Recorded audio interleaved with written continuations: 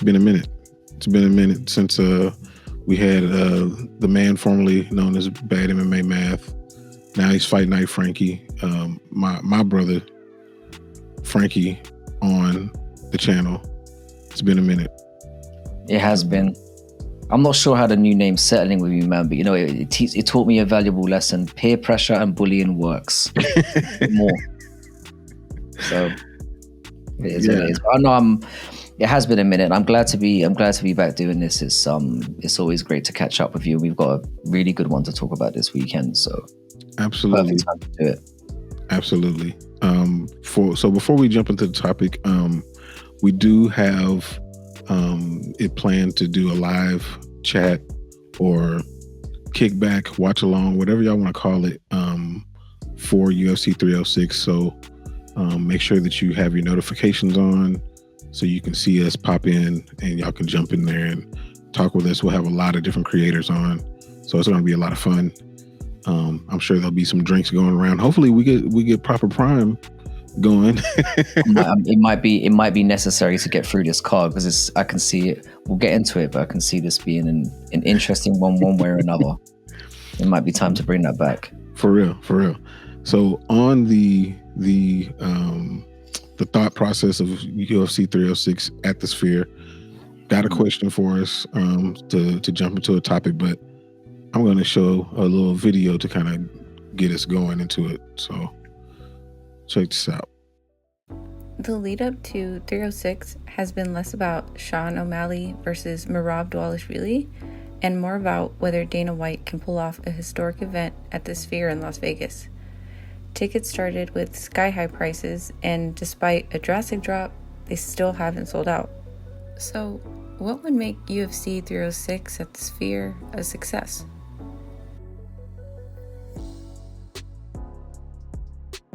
All right. So, hearing that question so eloquently put, like from CJ, what do you think would make UFC 306 a success? There's a few things that have popped into my mind about this. I think the first thing that obviously comes up is the way that it's been billed has obviously been a bit problematic and got a lot of kickback in terms of how much money has been spent, the issues that we have with fighter pay and the rest of it, and how vocal they've been about how much money they pumped into this event. Mm-hmm. So from a visual standpoint, it's got to be something special. It's like, for all the hype they've put into it, they've got to make sure that on the production side,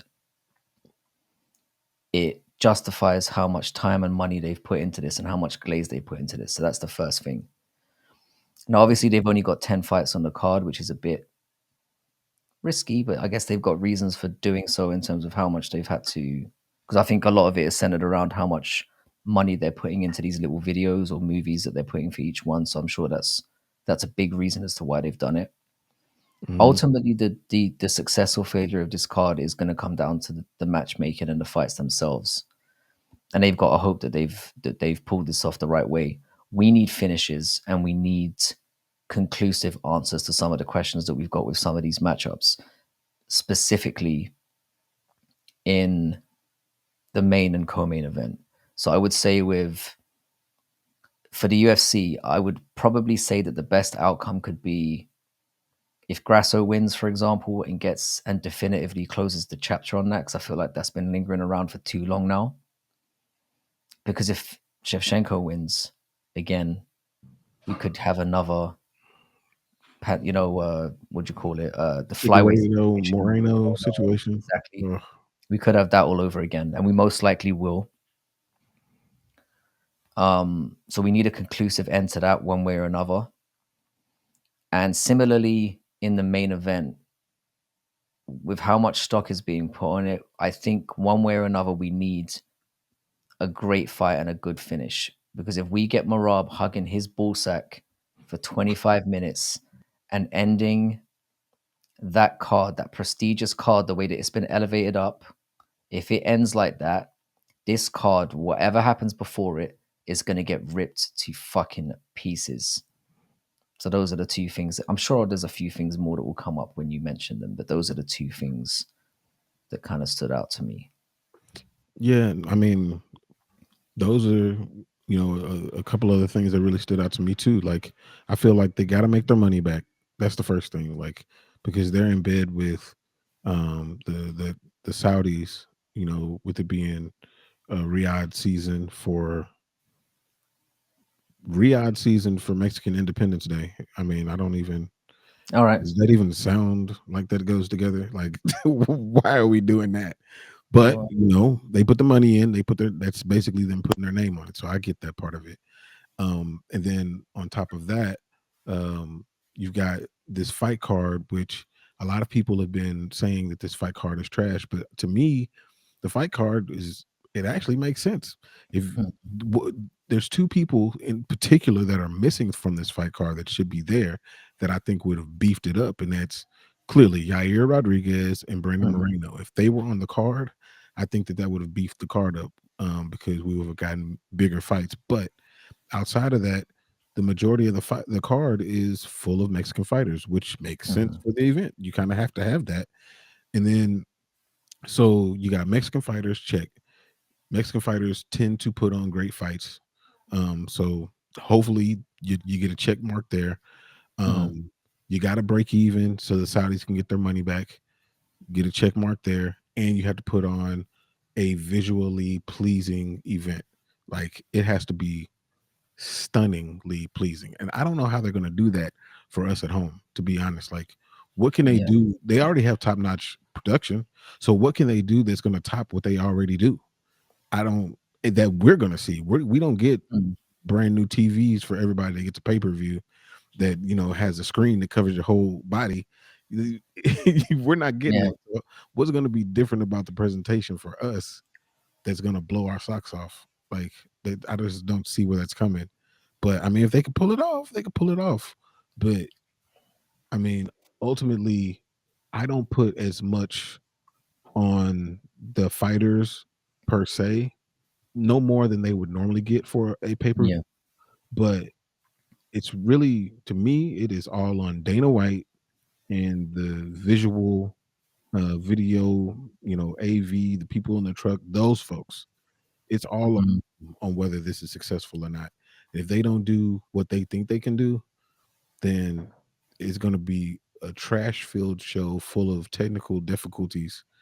And that is the opposite of what they need to make this work.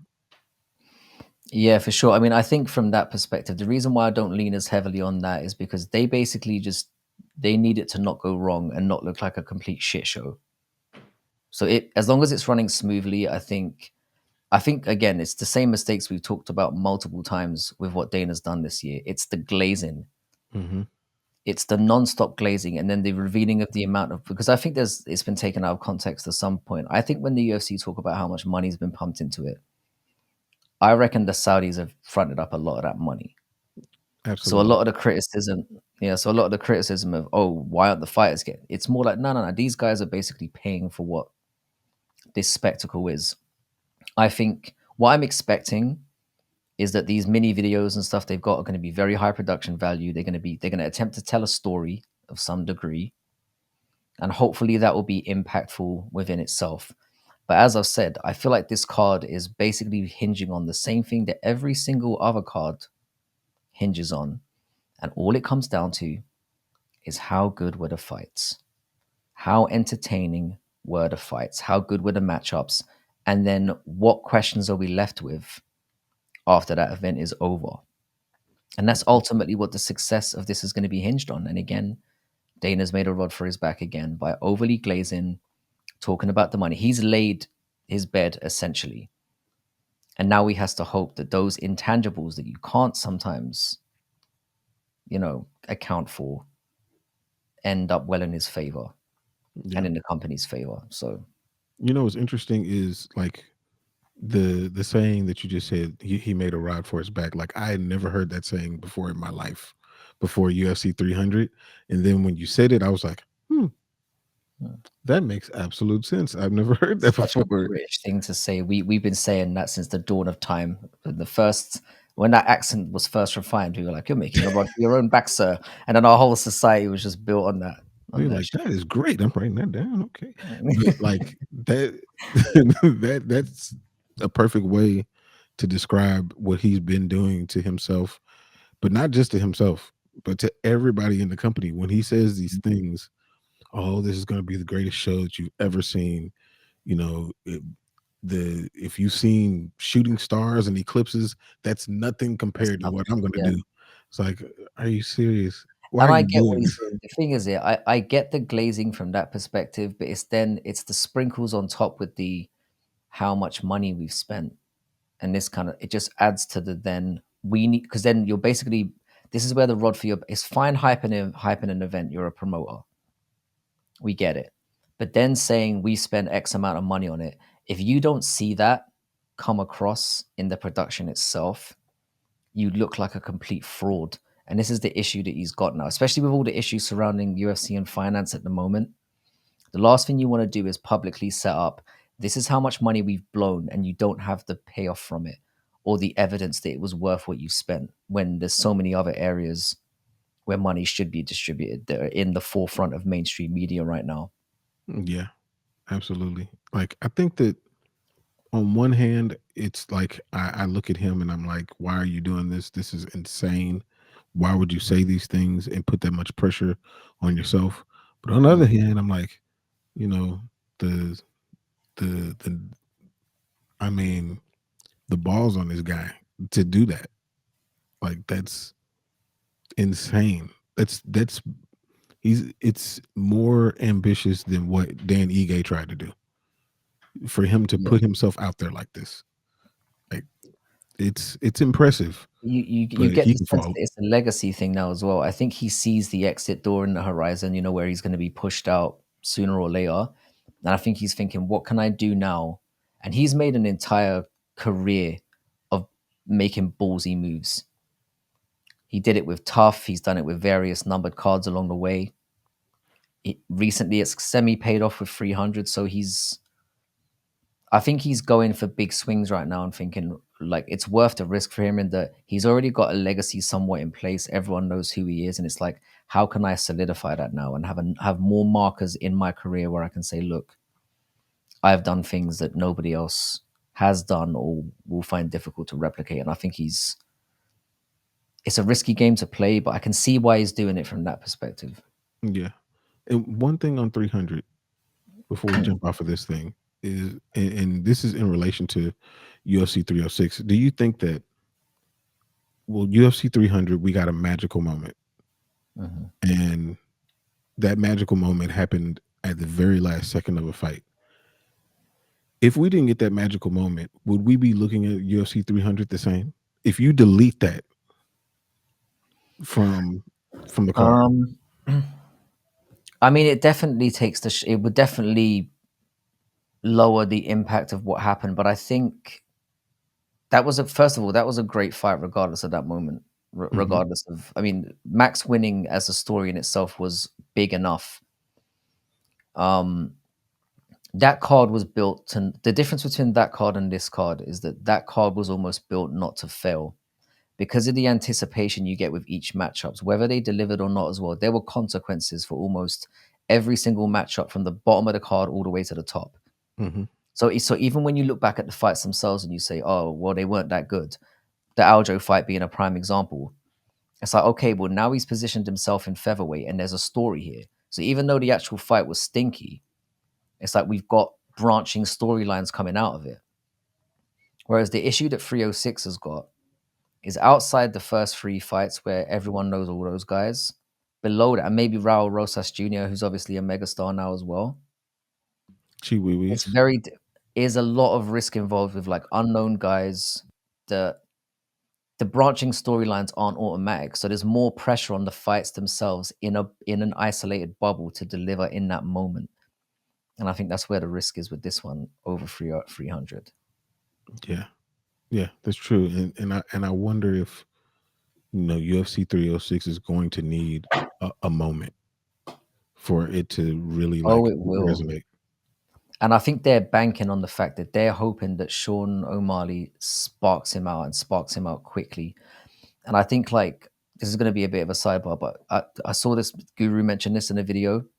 I think that leans on Sean's side more than anything else, because I think that as soon as Merab gets in a situation where he's seriously hurt, he talked about the prospect of an early stoppage happening.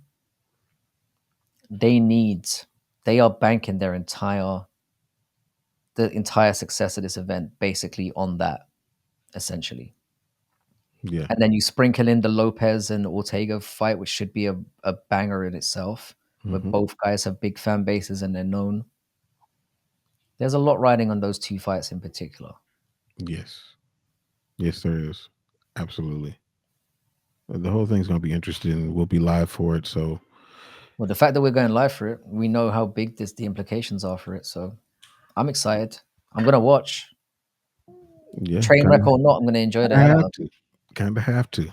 Kind of have to. I'll be happy if it goes well, and I'll be laughing my ass off if it's a train wreck. So we're winning one way or another. Yeah. Yeah. We can't lose. We can't lose.